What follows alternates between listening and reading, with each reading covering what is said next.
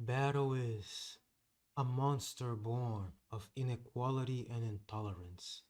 We make enemies for all kinds of reasons, and the moment we do, even breathing becomes part of the struggle. Those were the words Nnoitora Gilga said to Orihime to chastise her for caring about Ichigo being hurt. And they tell us a lot about the man behind those words, Nnoitora, the praying mantis Arrancar. From the way he sees fights to the way it plays into his powers. But it's impossible to understand the Arrancar Quinto before first understanding what led us to this point. Not in the literal way with Orihime's kidnapping and the plot of the Arrancar saga, but the theming going on with the fights over the course of Bleach's run. To be more specific, the fights involving the person who is most alike Nnoitora on the surface, who also has an eye patch and hard skin, and also delivers a curb stomp battle to Ichigo, but who also diverges in subtle but significant ways. The one who ultimately delivers the final blow to Nnoitora, the captain of the 11th squad, Zaraki Kenpachi. But let's not get ahead of ourselves. Let's start from the top, because you can't talk about Nnoitora and Kenpachi as a parallel to one another without first understanding Kenpachi by himself, as he is presented in Soul Society. Right at the start of his fight with Ichigo, his ideals are presented in a pretty straightforward way. Kill or be killed, that's something to savor. But even a man as simple and straightforward as Kenpachi doesn't think a fight to the death is all there is to a good fight.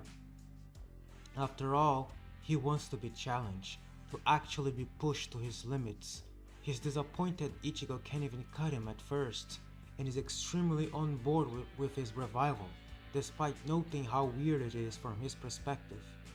He spares the weak ones, gunning only for the strongest. He wears the bells to alert his enemies, and an eye patch to seal his energy, so that he can enjoy fights with weaker opponents. He doesn't play dirty or take hostages. He wants to fight people at their best. He even coaches whoever he's fighting.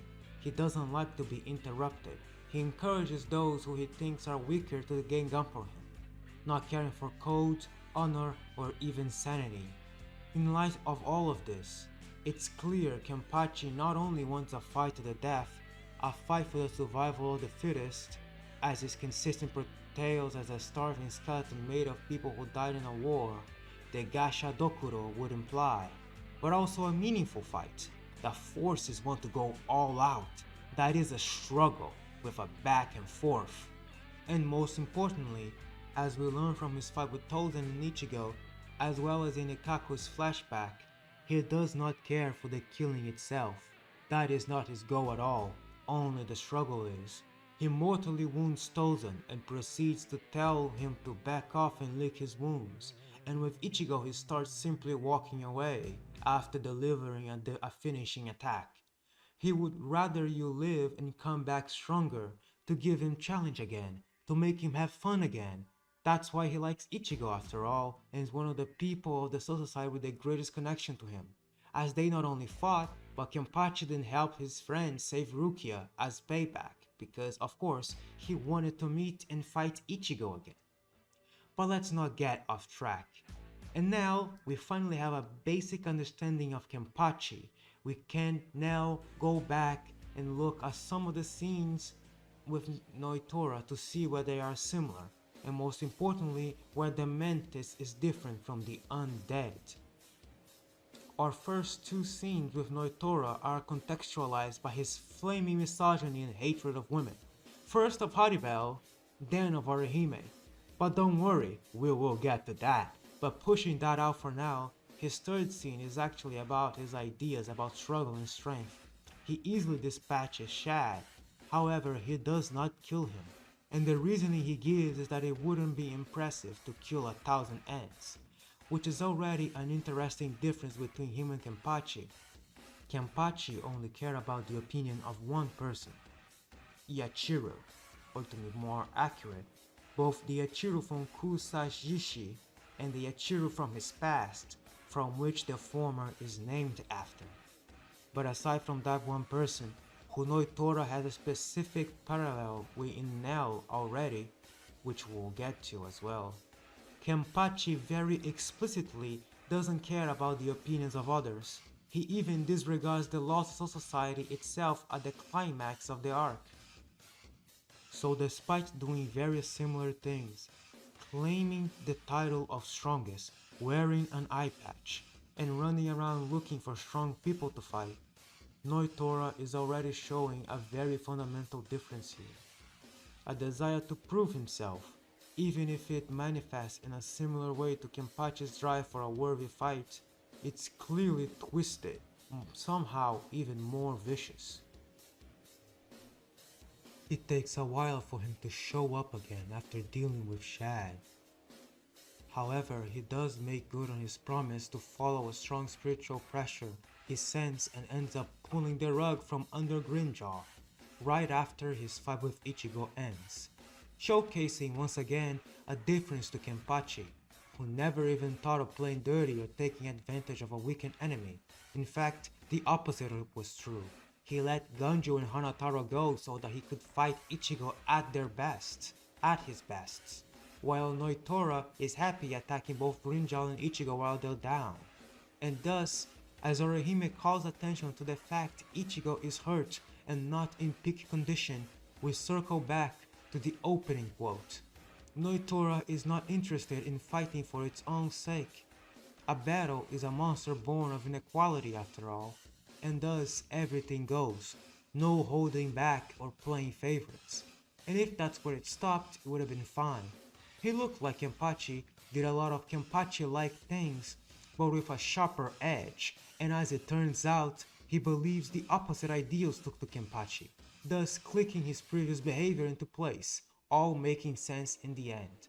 But Kubo seemingly was not satisfied with that, and he just kept going with this guy, as he does with many things at many points.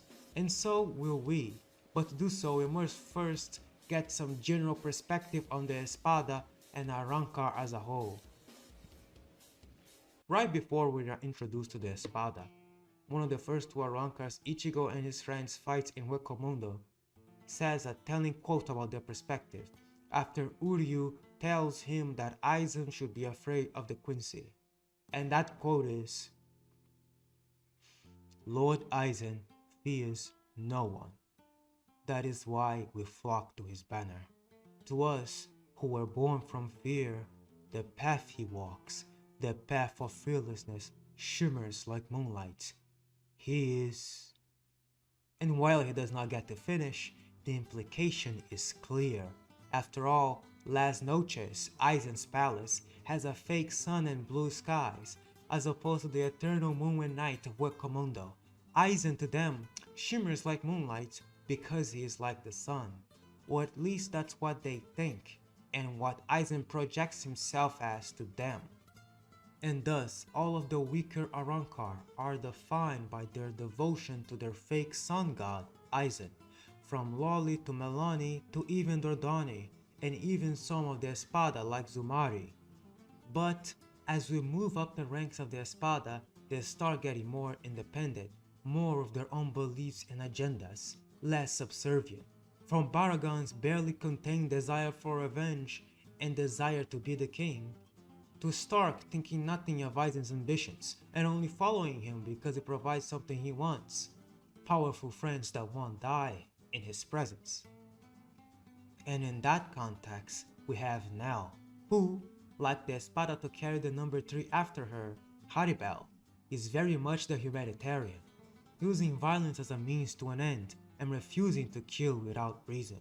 And to contrast that, we have Nnoitora, at the time the 8th Espada, who sees somebody not taking the opportunity to kill as mercy, as seeing the subject as beneath them.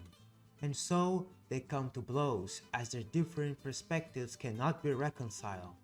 And it ends as their numbers would also predict, with Nnoitora on the ground defeated by Nell.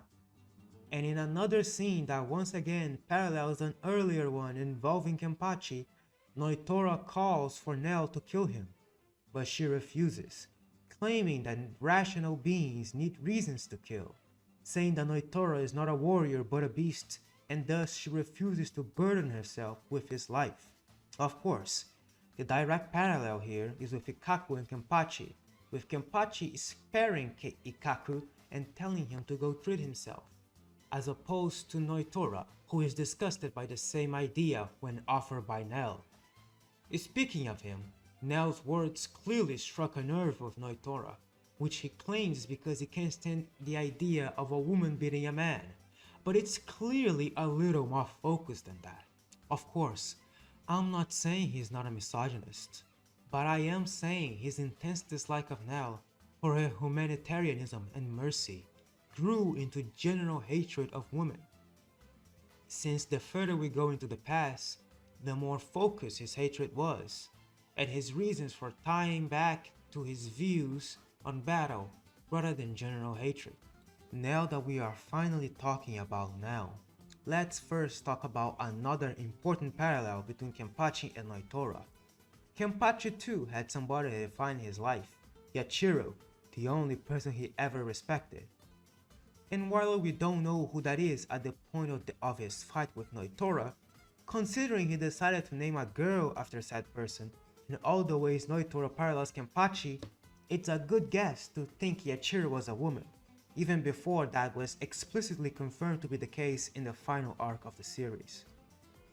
And on the topic of reasonable guesses, jumping into volume 35, we see the moments Nnoitora and Nell had before their fight that ended with his declaration of misogyny. He, on two separate moments, calls attention to the fact he really hates Nell. But the reason he gives right here is much more personal than a simply misogyny. Nell looks down and pities him. Nell saved his life. Therefore, he hates her. He hates mercy, pity, and general humanitarianism, because he wants to die.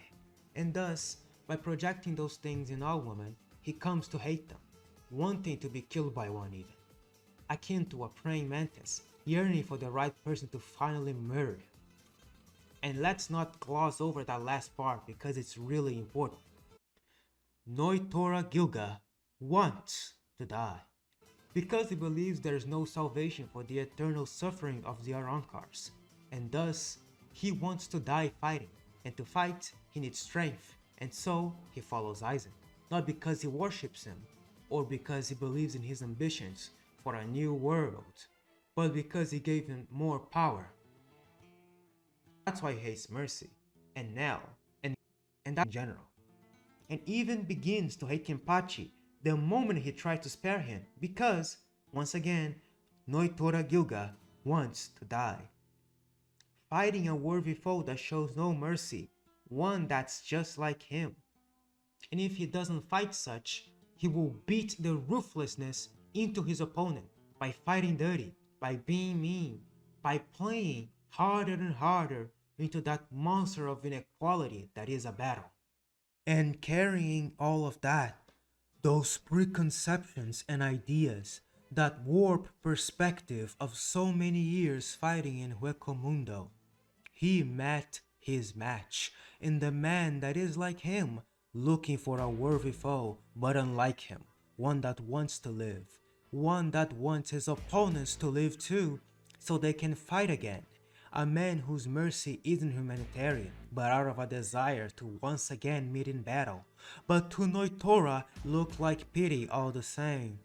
A man that is just like him, who had his life defined by his interaction with a woman, but unlike him, a man that loved said woman, who would fight tooth and nail to keep them alive so that they could fight again. A man whose eye patch was self-induced to limit himself, as opposed to Nnoitora, whose warped perspective manifested in a literal hollow hole over one of his eyes, forever limiting his perception, never truly growing, never truly taking the eye patch off. A man who, instead of making more arms for himself, focuses on using the two he had with techniques he learned from others, from one of the few times he allowed other people to help him. Someone who always had people by his side, even if he didn't know it, never truly alone, like Nnoitora. The one that killed the praying mantis of the Espada was none other than the undead skeleton of war of the Gotei 13, the captain of the 11th squad, Zaraki Kenpachi. And in his final moments, as he lay there, first looking towards the moon, trying to escape, and then, finally, in his final moments, feeling some longing for the woman he hated the most, the one who defined his life, who witnessed the book of his life close, just like he wanted to, in a very roundabout way, with life leaving his body before it even touched the ground. I will dedicate these last words to Tesla. As Noitora's fraction, he understood and cared for his master more than Nell ever did. And yet, sadly, Nnoitora had most of his attention on somebody else at all times, and few kind things to say about him, even if he did care, as demonstrated by calling him off when Kenpachi arrived, not wanting Tesla to be killed. In the end, he managed to weep for his fallen master at last, as little comfort as that brought, and in one fell swoop it was all over. Kenpachi pays his respects, and ever since then, that was the last we saw of him. Somehow a very sad end for one of the nastiest, most evil, petty Arrancar. And that's the beauty of them, in my opinion. That they can be so nasty, so complicated, but at the same time so simple, like animals. And yet, when they die, when they get murdered, it's sad. The way it's paneled, the way the scenes are constructed. It's supposed to evoke an emotion of longing. It makes you really think if it had to be this way. If maybe there was really no other choice. And it's very sad. And on that sad note, this video also comes to a close. Thank you for watching. So yeah, this is my first script. I don't even know what I'm going to do, really. This is just a test run and a test idea, really. There's not a lot of complete ideas I have, but I want to at least talk about Bleach and talk about things that are already done, characters that are already dead, like the Espada, because it's easier. When I talk about people that are still alive, I end up getting very lost. So yeah, thanks. See you next time, hopefully.